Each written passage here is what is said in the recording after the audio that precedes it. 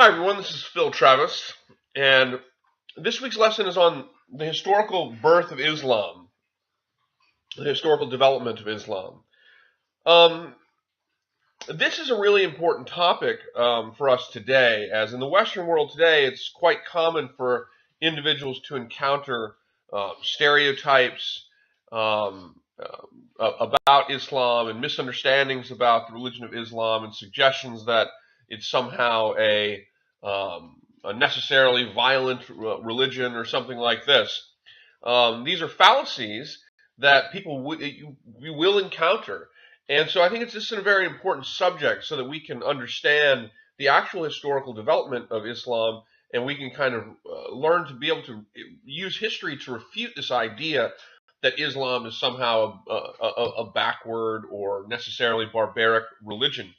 In fact, the European Enlightenment, the European Renaissance, the European Age of Exploration that is so highly prized by Westerners was really made possible by the Islamic world, because the Islamic world was for hundreds of years a bastion of learning and science and education, and was often much more tolerant than its contemporary Christian world during the medieval period.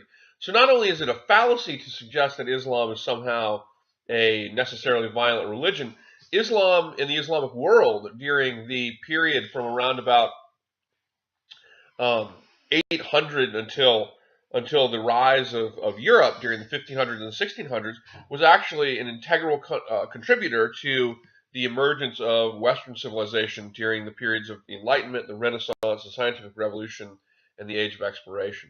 So highly significant. The founder of the religion of Islam, of course, is Muhammad. You see the dates of his life here. Muhammad was married to an older lady named Khadijah first. She was a merchant on the Arabian caravan routes. Muhammad received visions from the angel Gabriel, and that's a very significant thing to remember, because Islam comes out of many of the same traditions as do Christianity and also Judaism. Gabriel, of course, is the angel that appears to Mary and Joseph in the Bible. And so Islam it bases much of its creed on the other Abrahamic faiths, Christianity and Judaism. And Muhammad also acknowledged Jesus as a prophet. The Muhammad is considered to be the last great prophet. The seal of the prophets in Islam refers to the lineage or legacy of the prophets in Islam, and Jesus is one of these prophets. But Muhammad is the last prophet and therefore considered the most significant. The holy book of Islam is the Quran. It's a short book, and it's meant to be comprised of the various statements and ideas of Muhammad. Muhammad did not write these down. Muhammad was not literate. He had a secretary that wrote most of these things down. But it's a short book, 114 chapters, and it's meant to be the book of Muhammad's statements and ideas on the monotheistic faith of Islam. Muhammad was, when he received these incredible visions from Gabriel, in which it was revealed to him that there is only one God and the last and great prophet was Muhammad, he began to preach this doctrine, and he was actually run out of Medina, and he had to flee to Yathrib, where he became a judge for a diverse religious community there. This was known as the Hijra, or the flight. And Muhammad, he was a very controversial figure during this time period. He was controversial in Mecca, and he oftentimes was forced out of these regions, and ultimately, in the case of Mecca, conquered Mecca and returned in a conquest of Mecca.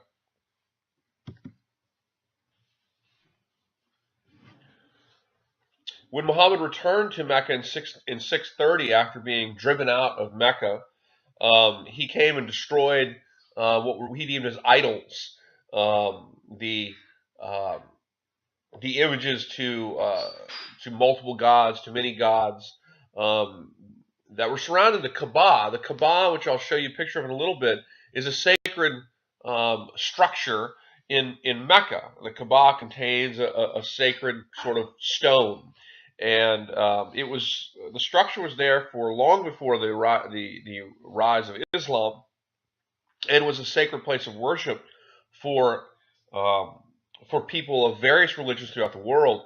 And in fact, the structure of the Kaaba, it was said, prior to Muhammad's return to Mecca, in which he really conquers Mecca and destroys the idols. Prior to that, there was apparently symbols of all kinds of different religions in the Kaaba. His return establishes the tradition of the Hajj, which is the pilgrimage that all Islamic individuals seek to take in the world, to make the trip once in their life to Mecca and circle the Kaaba and effectively participate in the pilgrimage that Muhammad himself participated in. The central credo of Islam is based on something called the 5 pillars. The 5 pillars of Islam are the belief in Muhammad, one God, and Muhammad being his prophet. Islamic individuals believe that alms for the poor is a fundamental pillar of your faith, providing alms for the poor. You pray 5 times daily facing Mecca.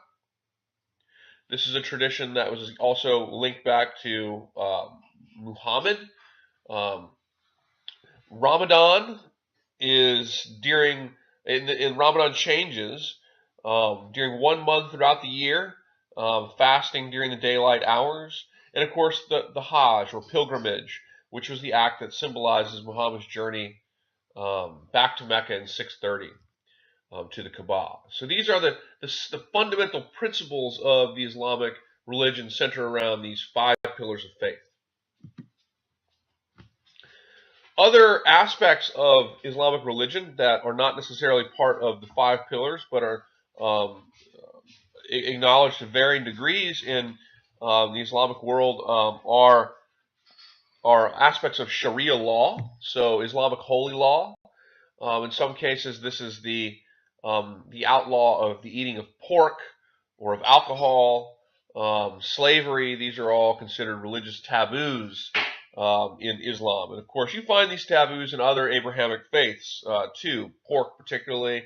So Sharia law, Islamic holy law, can take a number of different forms. And usually when you hear that, we think about the most extreme, fundamentalist, and repressive form that this takes in the world today. However, Islamic holy law is not simply about cases of extreme fundamentalist repression that you might find in the world today, or then. It's also about various social moorings of Islam, not eating pork, not drinking alcohol, the outlaw of slavery, and so forth.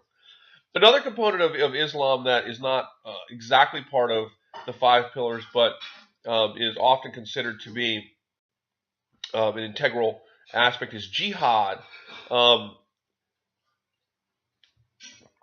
Jihad means holy war, but oftentimes in today's day and age, this concept is really misunderstood by the Western world.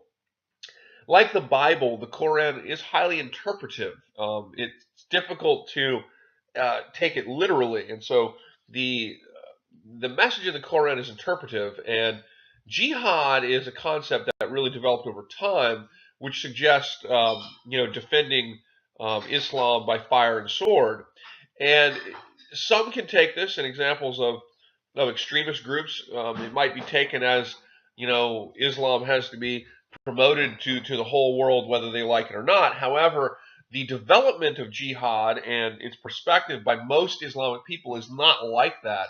It's rather about defending Islamic traditions, and is not necessarily a call to make war on all those that are different. The vast majority of Islam does not accept that concept of holy war. And in fact, jihad as a concept developed because of wars with Europe that were really brought on it by Europeans, particularly the Crusades, which when we get to Christianity, we'll look at the Crusades a little bit. But the development of the Crusades is really when you see the concept, of jihad really developing as the Islamic world has to fight and defend itself against European raiders who effectively come to conquer parts of the Islamic world. So the development of women in Islam, the region, the Arab world, the Middle East, was a very patriarchal place for a long period before Islam. Though in Arabia, women, with relatively speaking, of areas around it, in Arabia, women traditionally had greater rights of inheritance and greater abilities to control business enterprises. Hence, Muhammad's first wife, Khadijah. Khadijah was older than Muhammad, and she facilitated caravan trade routes in her area, and this was an example of a woman who had perhaps much greater sort of business rights than you would find in maybe other parts of the world. Um, and even though we have this stereotype of Islam today that Islam, is repressive of women's rights, and certainly in some cases, depending on the branch of Islam, depending on the place that you're looking at, certainly you find aspects of Islam today that are quite repressive of women in the modern world, though that is by no means universally the case in Islam. But even so, it's an important thing to remember historically that Muhammad and the Quran actually improved the situation for women in many respects with respect to their time period. So during this time period, female infanticide, which means the purposeful killing of an unwanted female child, was very common. And that's because people saw females as unable to really contribute to their families because they would be married off into a different home. And as a result of that, throughout the ancient world, female infanticide was very common. Muhammad banned female infanticide. Muhammad allowed dowries to be delivered directly to the bride as opposed to going to the man. Muhammad insisted that women were equals before Allah. And while this last one doesn't sound necessarily progressive, during the time period it rather was, and that is that men may have 4 wives, but they have to care for them equally, and they must care for them well. And so obviously we don't view polygamy as even remotely tolerant today. But in the Islamic world, and the Arab world before it, I should say actually the Arab world, in which, in the Arab world, in this part of the world, polygamy was a very common practice. And in many parts of the ancient world, polygamy was common. And there was a problem in Muhammad's time of men. They would marry these many wives, and they would treat them poorly. And so Muhammad passed a rule that said you can only have 4 wives, and you have to care for them equally. And so, relatively speaking, that was that was a good thing for women at the time because it meant that it was designed to limit male abuses of women in the region. Relatively speaking, okay, I understand these are relative, but this is relatively speaking, this is something that is improving the condition of women in the region at the time. Over time, of course, women's freedom were slowly reinterpreted. But it must be noted that, today the role of women in Islam is highly varied. So you have some groups and some branches of Islam that women have a freedom not unlike the freedom that we experience to some degree in the Western world. You also have other branches of Islam that are highly repressive of women's rights. So it's varied in the world today, but it's important to understand the history of what Muhammad is doing during his time period, and understanding that history can help us get greater perspective on how things develop historically, and understand that this is not about a a fundamental problem in Islam itself per se, but these things are developing over time, and they develop differently in different places. So we have Islam today. In some cases, you find Islam that can be very repressive of women's rights. You find other branches of Islam that are much more fair and equal in terms of their treatment of different genders. Here we have some pictures of the holy sites of Islam. This is the Dome of the Rock, and indeed, this is one of the most sacred sites for Islam. It's also one of the most controversial sites. The Dome of the Rock is believed by Islamic people to be the site where which Muhammad ascended to heaven after his death in 632. This site, this location is built on. The Dome of the Rock is built on Herod's temple in Jerusalem. And so it's a holy site for Islamic individuals, but it's also located on a holy site for Jewish individuals as well. This is a site of the mosque in Medina, from where which Muhammad centered much of his early mission, if you will. And here is Mecca. This is the Kaaba, this large structure which inside contains a volcanic stone. And in the religion of Islam, you want to make the Hajj, the pilgrimage to Mecca, at least once in your life and circle this sacred structure. Historically, the idea was you wanted to kiss the sacred stone. With the amount of people that make this pilgrimage today, that is not really very feasible. But this is a pilgrimage made by thousands and thousands of people every year in an attempt to kind of reenact the return of Muhammad to Mecca in 630. So the Islamic Caliphate. Caliphate refers to an Islamic kingdom, okay? It is the domain of Islam, if you will. The first caliphate was really established in the time period after the death of Muhammad. Muhammad died in 632, and the first caliph was Abu Bakr, who expanded Islam into Persia by 650, later North Africa and Egypt. After the death of the fourth caliph, Ali, you see a very important development in Islam. Ali claimed to have a direct descendancy to Muhammad, and Ali is ultimately ousted. He's overthrown, he's killed and assassinated. And when Ali is overthrown and assassinated, you see the origins of a fundamental split in Islam, and this is the split between Sunni and Shia. Sunni Islam becomes the Islam of the caliphate.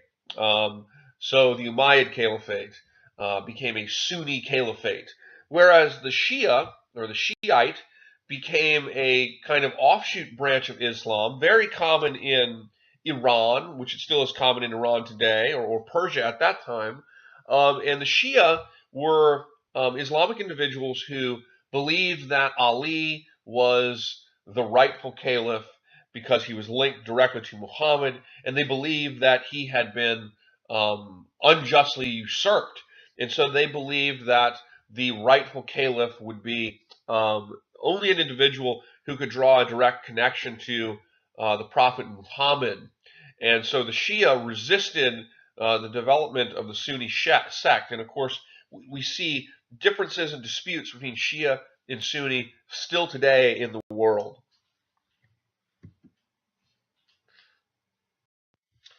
The first great Islamic caliphate was the Umayyad Dynasty.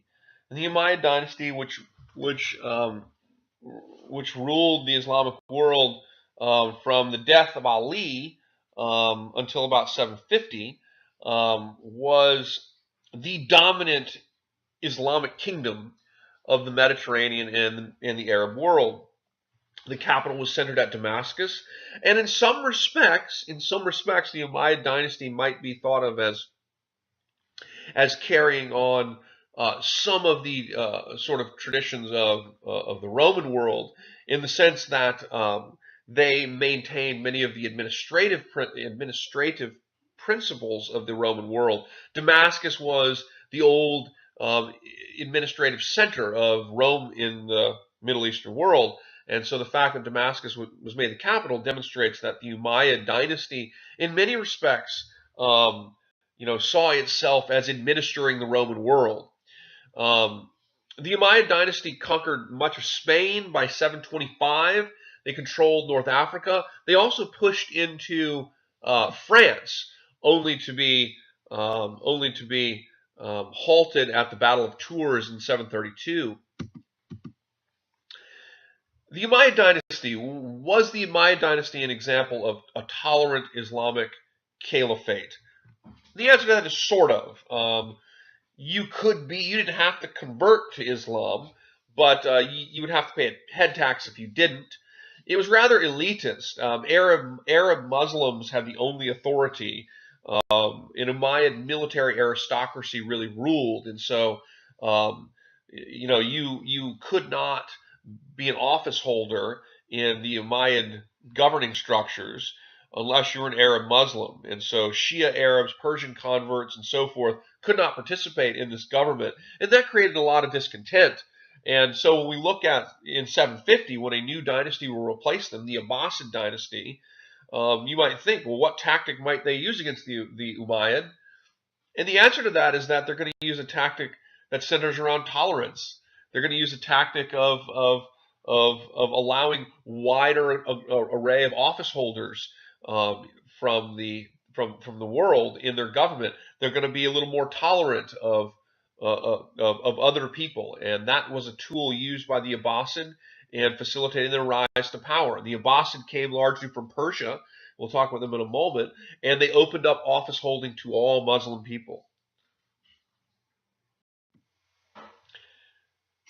Here you see a look at the full extent of the Umayyad Empire, which pushed into southern France, by the way, and was only stopped at the hands of Charles Martel, the Frankish leader who prevented, or Merovingian leader in Europe, who stopped the expansion of the Umayyad Empire. We're going to talk more about that when we get to the Middle Ages.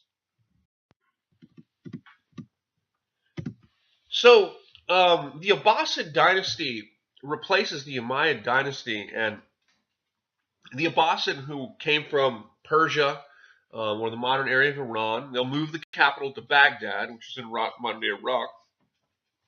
The Abbasid very much based their rise to power on alienation, or on the policies of the Umayyad dynasty. The Umayyad dynasty was very elitist, aristocratic. Only Arab Muslims could hold office and all these types of things. And so the elitism of the Umayyad allowed the Abbasid to be able to create a sort of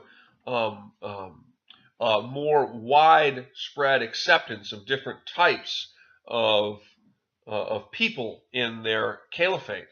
And so we have office holding for all Muslims. We have an administrative empire that is more like the Persian style, whereas the Umayyad in some respects were administering more from maybe a Roman style in some respects.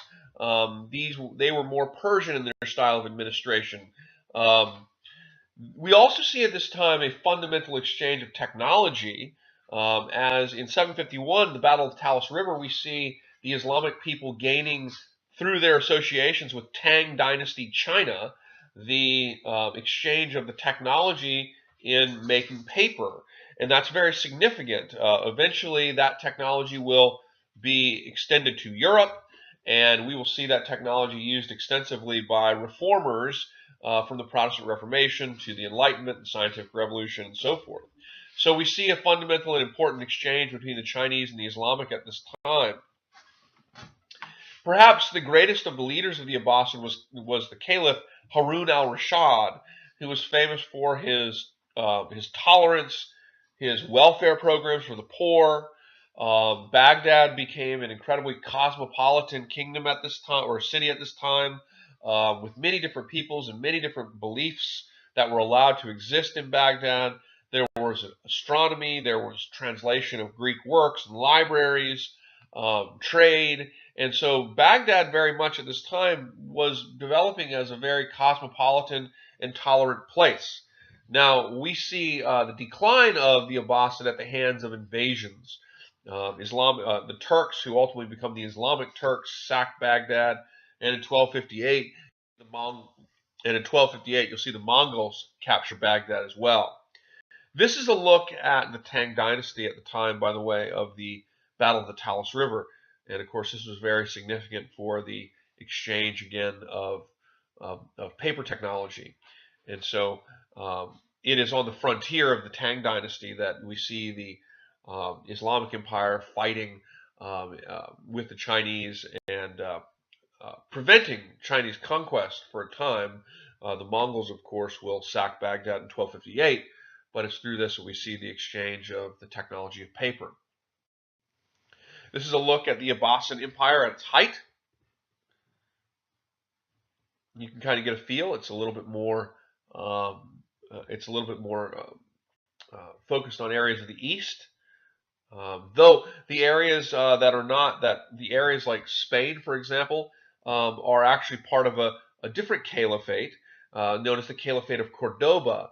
And the Caliphate of Cordoba was a caliphate that stayed in place after the collapse of the Abbasid. And the Caliphate of Cordoba in Cordoba, Spain, becomes associated with perhaps the most advanced and tolerant of all of the Islamic caliphates.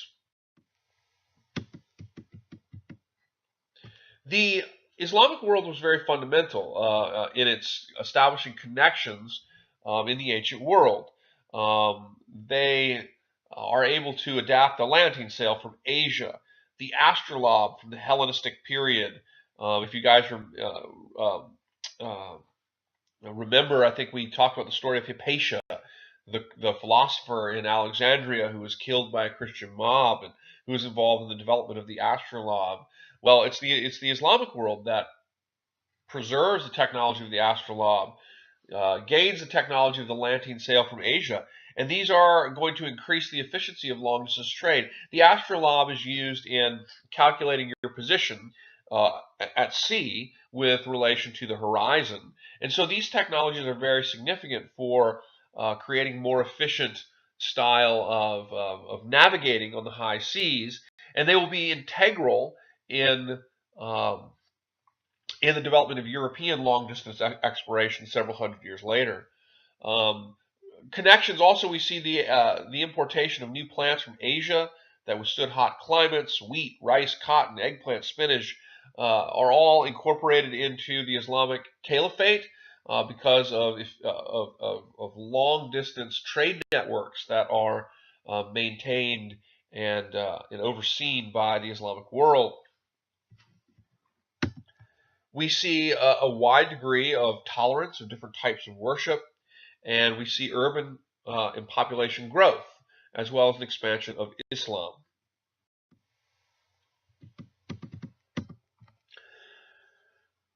Culture at this time, you see the Islamic world was fundamental to making the European Renaissance possible. And it's fundamental because of the acquisition, for example, of technologies that came from the Chinese through the hands of the Islamics.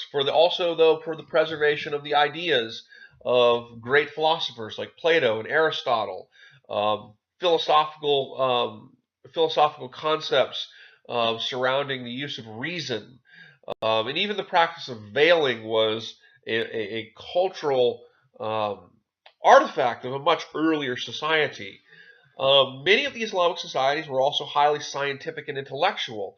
In Cordoba, the famed Caliphate of Cordoba, we saw public schools, significantly huge libraries. All of these absolutely outshone anything like this in Europe. Europe barely had towns at this time, let alone public schools for everybody. A library in Europe at this time, if it had 100 books, it was a big deal. In the Islamic world, they have many libraries with well over 1,000 manuscripts. So it's a much more cosmopolitan and intellectual world than Western Europe, at this same time during the Middle Ages. In Cordoba, we have women who often served as teachers and librarians. Um, and women's, depending on where you're looking, women's position was slowly repressed. But for this period of time, Islam was relatively, I should say relatively, not necessarily highly, but was relatively tolerant of women. And certainly when compared to counterparts in medieval Europe, Islam was absolutely advanced and tolerant and intellectual in nature. The library in Cairo actually had 1.1 million manuscripts and was fundamental in the translation of the works of Plato and Aristotle. And it's from the preservation of Islamic people that Europeans will ultimately be able to revisit the philosophies of these individuals during the Renaissance. Other developments. We have the developments of algebra that is largely influenced by Islamic mathematicians. We have medical encyclopedias by individuals like Avicenna. We have advanced trade routes, long-distance trade and communication, which allows for the sharing of technologies, allows for the sharing of ideas. We have the development of early banking systems. And the overall significance of this is that, historians used to view the Islamic world as a backward, place that was perpetually behind Europe. And in fact, the opposite is true. What was actually the case is that during the Middle Aged period, Europe was actually the backward place. And it was actually the Islamic world that was far ahead of the European world. And it was the Islamic world that preserved many of the technologies and the works, the written works, that made the European Renaissance possible. So in many respects, the divergence of Europe in the 1600s and 1700s from the rest of the world in terms of technology and thought and government is something that Europeans owed a great deal of debt to the Islamic Caliphates. So I leave you last here with a depiction of Geber, who was one of the great Muslim chemists. And the reason, the reason I leave you with this is this idea that it is highly significant to understand that the Islamic world was not a backward place for its time, but rather it was on the cutting edge at this time. When the medieval Europe barely had towns, barely had libraries, the Islamic world was advancing science, technology, mathematics, and learning on numerous levels. And so it's a very important lesson for us to understand as we think about these types of things in our world today. It's important that we understand that history doesn't tell us that Islam is fundamentally backwards. History doesn't tell us that Islam is a somehow necessarily warlike religion. It tells us that Europe's Renaissance, Europe's period of emergence, was actually to a degree owed to the great tolerance that we find in the Islamic world. Not only tolerance, but technological growth, investigation of science and philosophy. And so the idea that it's somehow always been a backward religion and always will be a backward religion, this idea is completely false. And it's a fallacy to suggest that Islam is a fundamentally militant type of religion. And it's also a fallacy to define Islam today as characteristic of its most extreme elements. We do not do this for other religions, and we shouldn't do this for Islam. Islam was fundamental to the creation of the modern Western world.